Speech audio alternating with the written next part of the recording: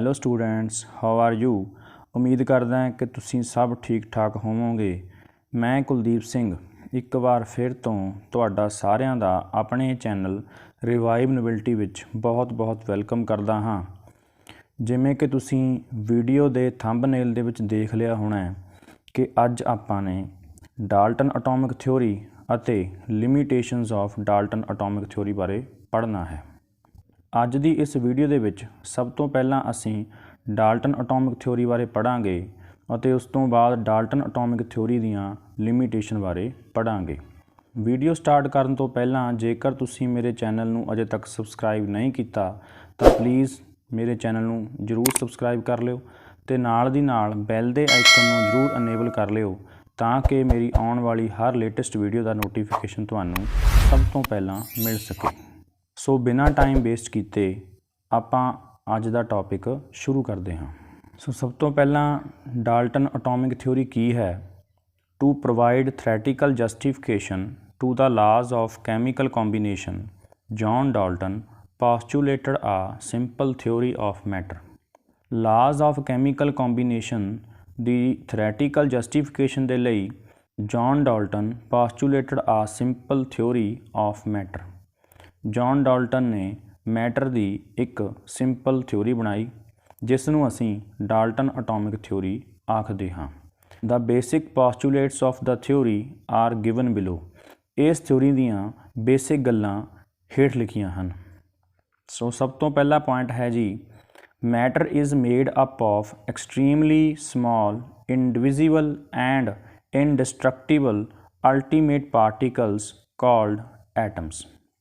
Dalton ਨੇ ਆਪਣੀ atomic theory ਦੇ ਵਿੱਚ ਸਭ ਤੋਂ ਪਹਿਲਾਂ ਐਟਮ ਬਾਰੇ ਦੱਸਿਆ ਹੈ।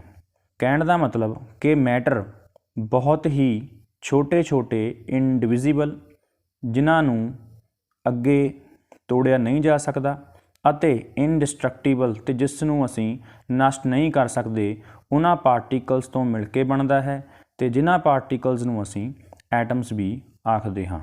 ਇੱਥੇ ਕਹਿਣ ਦਾ ਮਤਲਬ ਇਹ ਹੈ ਕਿ matter is made up of atoms, ਕਿ ਮੈਟਰ ਹਮੇਸ਼ਾ ਹੀ ਐਟਮਸ ਤੋਂ ਮਿਲ ਕੇ ਬਣਦਾ ਹੈ। ਸੈਕੰਡ ਪੁਆਇੰਟ ਵਿੱਚ ਡਾਲਟਨ ਸਾਨੂੰ ਇਹ ਦੱਸਦਾ ਹੈ ਕਿ atoms of the same element are identical in all respects, that is in shape, size, mass and chemical properties. ਕਹਿਣ ਦਾ ਮਤਲਬ ਕਿ ਸੇਮ ਐਲੀਮੈਂਟ ਦੇ ਐਟਮਸ ਦੀਆਂ ਪ੍ਰੋਪਰਟੀਜ਼ ਇੱਕ ਦੂਜੇ ਨਾਲ ਸੇਮ ਹੋਣਗੀਆਂ, ਭਾਵੇਂ ਉਹਨਾਂ ਦੀ ਸ਼ੇਪ ਹੋਵੇ, ਸਾਈਜ਼ ਹੋਵੇ, ਮਾਸ ਹੋਵੇ ਜਾਂ ਕੈਮੀਕਲ ਪ੍ਰੋਪਰਟੀਜ਼ ਹੋਣ। ਫੋਰ ਐਗਜ਼ਾਮਪਲ, ਅਗਰ ਅਸੀਂ ਦੋ ਹਾਈਡਰੋਜਨ ਐਟਮਸ ਦੀ ਗੱਲ ਕਰੀਏ ਤਾਂ ਉਹਨਾਂ ਦੋਨੋਂ ਹਾਈਡਰੋਜਨ ਐਟਮਸ ਦੀ ਜਿਹੜੀ ਸ਼ੇਪ ਹੈ, ਸਾਈਜ਼ ਹੈ ਜਾਂ ਮਾਸ ਹੈ ਉਹ ਵੀ ਸੇਮ ਹੋਵੇਗਾ ਕਿਉਂਕਿ ਉਹ ਦੋਨੋਂ ਹਾਈਡਰੋਜਨ ਐਟਮਸ ਇੱਕ ਸੇਮ ਐਲੀਮੈਂਟ ਤੋਂ ਬਣੇ ਹੋਏ ਹਨ। ਥਰਡ ਪੁਆਇੰਟ ਹੈ ਜੀ, atoms of different elements are different in all respects and have different masses and chemical properties।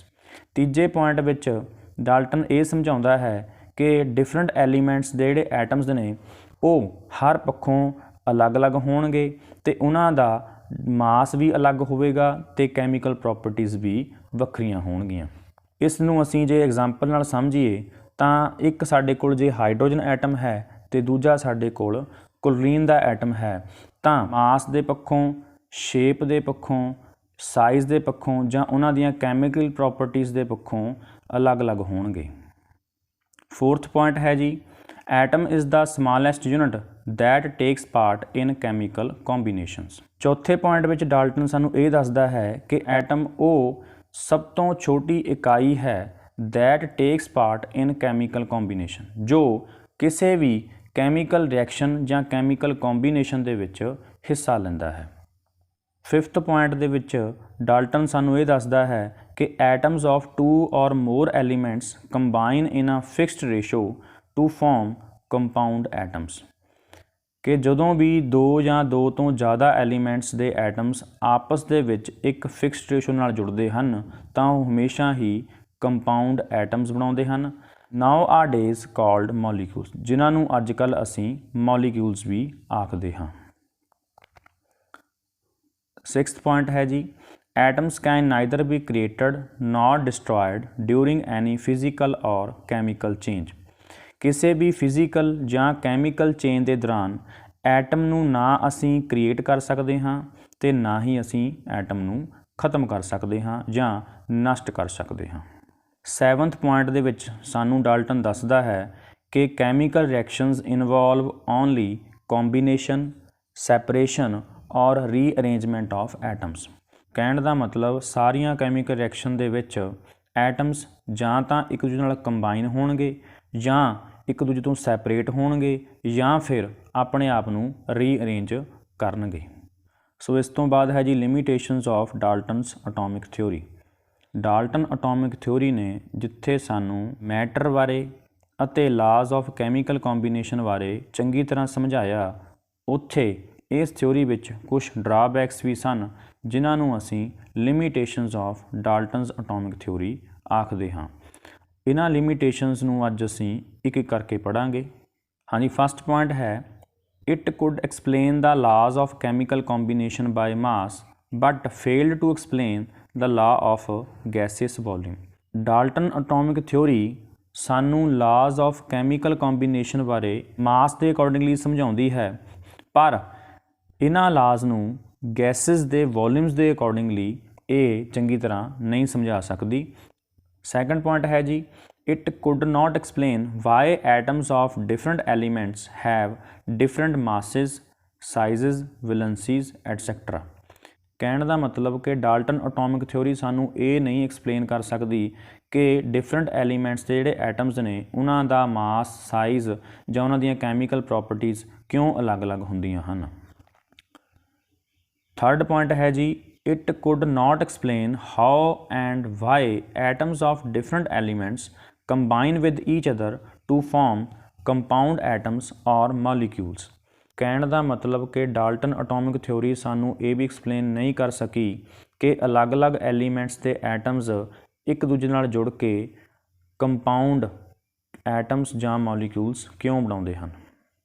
Fourth point ਹੈ ਜੀ it failed to explain the nature of forces that bind atoms together in a molecule।